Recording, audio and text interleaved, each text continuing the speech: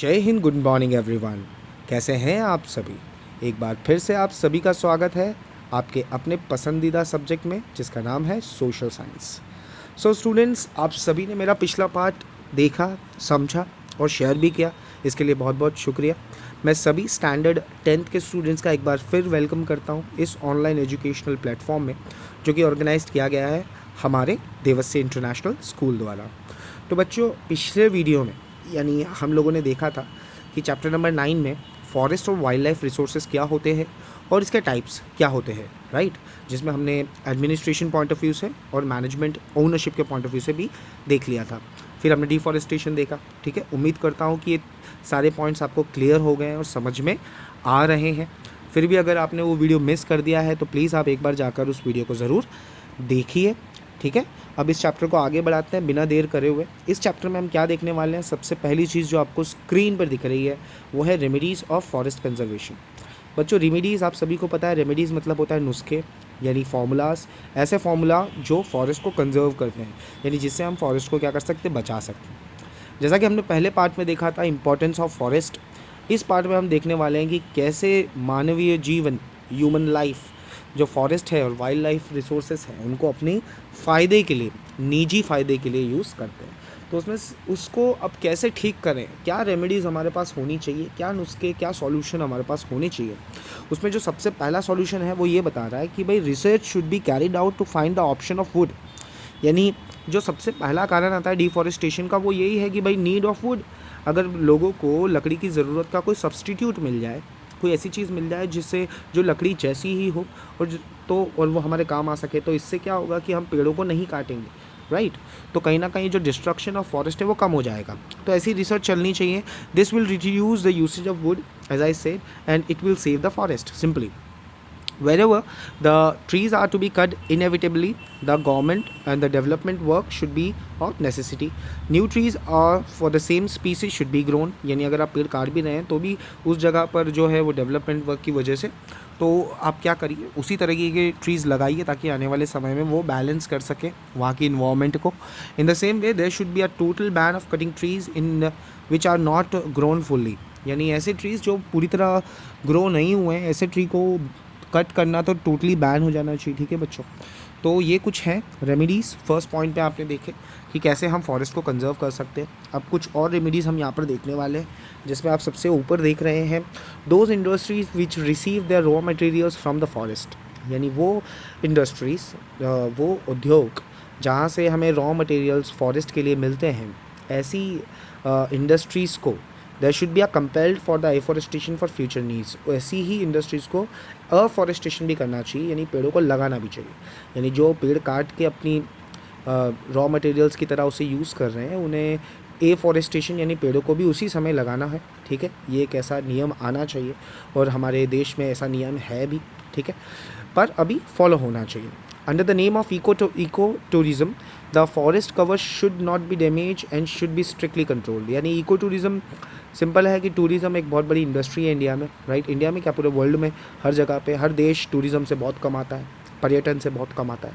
तो ऐसे पर्यटन का करते समय जो लोग बाहरी देशों से हमारे देश में आते हैं, ख़ासकर उनको ये चीज़ सारी तरह अवेयर करना है और यहाँ के लोगों को भी, कि वो किसी भी प्रकार का कोई भी डैमेज ऐसे फॉरेस्ट में ना करें अपने पर्सनल नीड के लिए, ऐसा बिल्कुल भी नहीं करें और ये स्ट्रिक्टली कंट्रोल होना चाहिए। इसके बाद दूसरा पॉइंट जो आप देख रहे हो वो ये बोल रहा है कि widespread public awareness programme should be organise among the local people. यानी जो लोकल लोग हैं, ठीक है, जो स्थानीय लोग हैं, उन लोगों द्वारा जो वहाँ पे रहने वाले जो लोग हैं उनमें अवेयरनेस यानी जागरूकता फैलाना बहुत ज़रूरी है, ठीक है।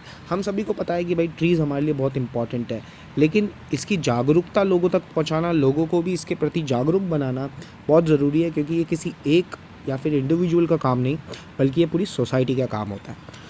तो 2 पॉइंट हमने देख लिए हैं। उससे पहले अब हम बढ़ रहे हैं हमारे चौथे पॉइंट की तरफ, ठीक है। The important of forest and the conservation strategy should be include in the syllabus of schools and college. They should explain in the necessity of forest conservation. इसका एग्जाम्पल यही है कि हम इस चैप्टर को पढ़ रहे हैं हमारे 10th स्टैंडर्ड की बोर्ड की टेक्स्ट बुक में, कि ये जो फॉरेस्ट कंजर्वेशन स्ट्रैटेजीज़ है कि कैसे हम कंजर्व करें, उसको आप स्कूल कॉलेज के सिलेबस में डालिए, ठीक है, बुक्स में डालिए, ताकि बच्चे उन्हें समझें और गंभीरता से लें उसे अपने जीवन में, राइट। उसके बाद बोलता है कि social and forestry, specially agro and forestry, should be developed intensively by taking plant steps to the necessity of fodder and firewood. अब यहाँ बच्चों क्या बोल रहा है कि जो सोशल फॉरेस्ट्री होती है, जो एग्रो फॉरेस्ट्री होती है, यानी एग्रीकल्चर करने के लिए जो जंगल को साफ़ कर दिया जाता है, सामाजिक तौर पर जो जंगलों को अपने हिसाब से वो लोग क्या करते हैं कि निकाल देते हैं। तो अगर ऐसा कुछ हो रहा है, राइट, फॉडर या फायरवुड के लिए, फॉडर मीन्स आप अपने जो एनिमल्स होते हैं उनको खाना, आप कह सकते हो कि एक मील होता है उनका फॉडर, राइट, जिससे वो लाइक पैस्चर लैंड की तरह ही इसको हम समझ सकते हैं। और या फिर फायरवुड, ठीक है, यानी जलावा लकड़ी, जलाने के लिए जो लकड़ी चाहिए। अगर ऐसा कुछ नीड हमारे लिए है तो सबसे पहले हमें इसे बहुत ही प्लान्ड वे में रोकना होगा, ठीक है। प्लान्ड वे में मतलब यानी ये हैपहेजेडली ना कटें, इसे हम जितना हो सके मिनिमम टू मिनिमम हम इसे सप्रेस करें, ताकि फॉडर और फायरवुड की ज़रूरत तो रहेगी लेकिन इसे प्लान्ड वे में कंट्रोल किया जाए तो बेटर होगा।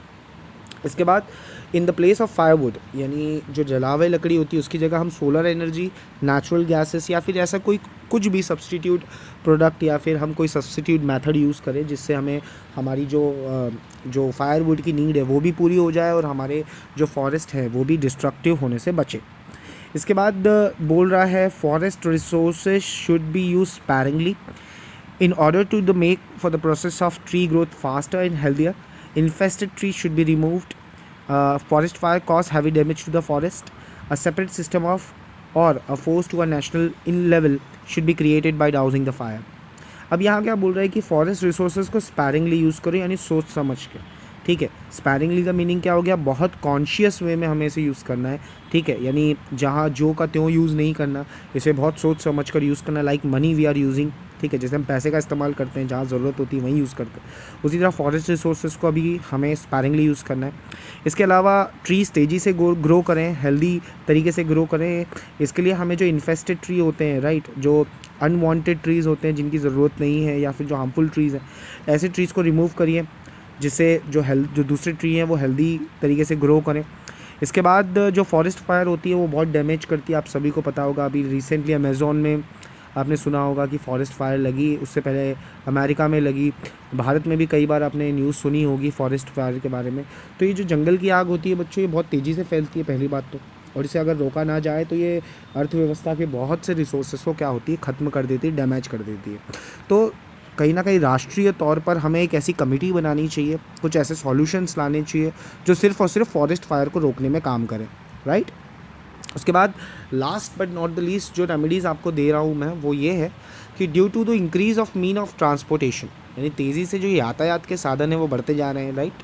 पहले क्या होता था कि लोगों के घर में एक गाड़ी होती थी, अब लोग 4 होते हैं और 4 गाड़ियाँ होती हैं उनके पास घरों के अंदर, ठीक है। सो इसकी वजह से जनरली क्या होता है, the easy travel thousands of pilgrimage reaches to the religion places of forest area and attended the Bandra fairs and parikrama. तो बच्चों इसमें क्या हो गया कि अभी जो पिलग्रिम्स जगहें हैं, यानी जो हमारे तीर्थ स्थल हैं, खासकर जो रिलीजियस प्लेसेस हैं जो फॉरेस्ट एरिया में, to attend the Bandra and fairs of parikrama, ये अंडरलाइन कर लेना, सर्कुलर फॉर्म टेम्पल का होता है, परिक्रमा आपने सुना ही होगा। At that time the litter should be cleared properly and otherwise the forest are polluted. तो सिर्फ पेड़ों को काटना ही एक तरीके का हमारा प्रॉब्लम नहीं है, बल्कि फॉरेस्ट को लोग पोल्यूट भी कर रहे हैं। तो ऐसे पोल्यूशन को हमें रोकना है इन शॉर्ट, ठीक है। It should be demarcated and reserved for the animal pasture, यानी कुछ जगह जो एनिमल्स के लिए है वो रिजर्व्ड कर देनी चाहिए उनके लिए, ताकि वो अपने हिसाब से उस पैस्चर लैंड को यूज़ कर सके। देखिए बच्चों, हम लोगों की नीड्स को बिल्कुल सिरे से खारिज नहीं कर सकते, ठीक है, लोगों को उनकी ज़रूरत तो होगी, लेकिन हाँ कहीं ना कहीं हम प्लान स्टेप्स उठाकर, सिस्टमैटिक स्टेप्स उठाकर चीज़ों को और बेहतर तरीके से कर सकते हैं, राइट, ठीक है। तो ये रेमेडीज़ हम लोगों ने देखी, राइट, सबको समझ में आ गया होगा। फिर भी अगर नहीं समझ में आया तो नीचे कमेंट बॉक्स में ज़रूर कमेंट करना जो भी आपका डाउट है, and will soon get back to you. उसके बाद अब हमारा जो अगला पॉइंट आपको देखने को मिलेगा, अभी तक हमने फॉरेस्ट के बारे में चर्चा की, अब हम चर्चा करने वाले हैं वाइल्ड लाइफ के बारे में, ठीक है, क्योंकि चैप्टर का नाम ही forest and wildlife resources है। तो फॉरेस्ट रिसोर्स अभी तक हमने देख लिए हैं, इंट्रोडक्शन हमने देखा, टाइप्स हमने देखा, फिर हमने डिफॉरेस्टेशन देखा है, उसका इम्पैक्ट भी देखा, और उसके बाद रेमेडीज़ देखी, ठीक है। अब हम देख रहे हैं वाइल्ड लाइफ के बारे में। तो बच्चों सबसे पहली चीज़ तो मैं आपको ये बता दूं कि इंडिया में जो लैंड है वो बहुत ही डाइवर्सिफाइड लैंड है ना। क्लाइमेट भी डाइवर्सिफाइड है और फिजियोग्राफी भी डाइवर्सिफाइड है, यानी जो वातावरण है वो तो है ही विविध, उसके साथ जो हमारी जो भौगोलिक संरचना है, जो जोग्राफिकल मॉडल है वो भी अलग है। यानी नॉर्थ में माउंटेन्स है, फिर उसके नीचे मैदान है हमारे प्लेन्स, फिर उसके बाद हम थोड़ा और नीचे आते हैं तो हमें प्लेटू मिल जाते हैं, कोस्टल प्लेन्स मिलते हैं, आर्चिपिलोग्स मिलते हैं। तो कहीं ना कहीं हम ये कह सकते हैं कि भारत की जो वैरायटी है, राइट, चाहे वो क्लाइमेट में हो या फिर फिजियोग्राफी में, वो काफ़ी वेरिएंट है। इसके साथ साथ जो इंडिया में जियोलॉजिकल जो हमारे एनिमल्स हमें देखने को मिलते हैं, specially the geographical diversities in the large variation to see among the insects, birds, animals and vegetation, कहीं ना कहीं हम ये कह सकते हैं कि भारत में ये काफ़ी विविध तरह से मिलते हैं।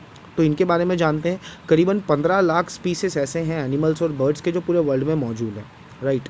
कितने? 15 लाख। तो ये आप अंडरलाइन कर लीजिए, अब इसे आप आंसर में भी ऐड कर सकते हो। Out of this 81,251 species are found in India. यानी उस 15 लाख में कम से कम 81,251 ऐसे स्पीसीज हैं जो इंडिया में मिलते हैं, राइट। तो ये हमारे लिए एक बहुत ही प्राउड की बात है। India stand at the 12th rank in the world in the terms of biodiversity. यानी बायोडाइवर्सिटी के पॉइंट ऑफ व्यू से अगर हम देखें तो इंडिया 12वें स्थान पर आता है पूरे विश्व में। ये भी एक हमारे लिए गर्व की बात है। Animals from Asia, Europe and Africa are seen in India. यानी जो एशिया, यूरोप और अफ्रीका में मिलते हैं ऐसे एनिमल्स भी इंडिया में पाए जाते हैं। इनमें से कुछ के नाम आपको टेक्स्ट बुक में दिए हुए हैं, जैसे अफ्रीकन ज़राक, European wolf, wild goats and Kashmiri deer, elephants and gibbons. ये साउथ ईस्ट एशिया में पाए जाते हैं स्पेशली, लेकिन अब ये इंडिया में भी देखने को मिल जाते हैं। अगर आपको इनके बारे में और जानना है तो आप गूगल पे जाके इनके बारे में और सर्च कर सकते हैं।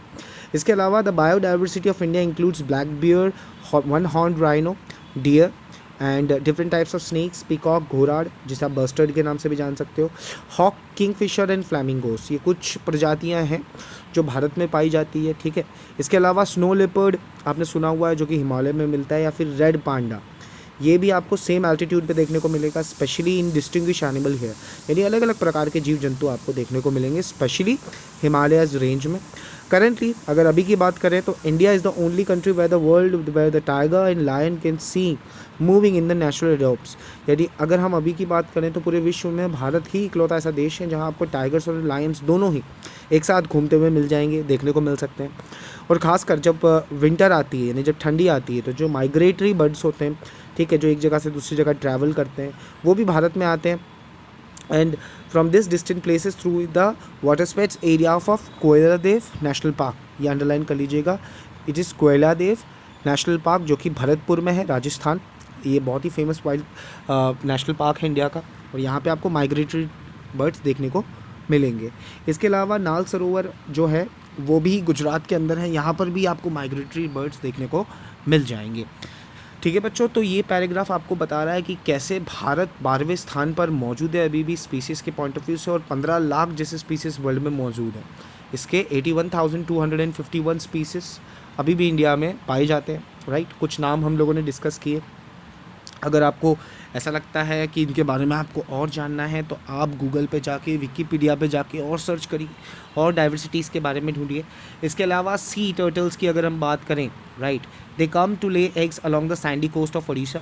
आपने देखा होगा जो सी टर्टल्स होते हैं वो अपने अंडे, यानी अपने जो एग्स होते हैं वो सैंडी लैंड पर देना पसंद करते हैं, इसलिए वो किनारों पे आ जाते हैं, और ये ज़्यादातर हमें ओडिशा में देखने को मिलेंगे।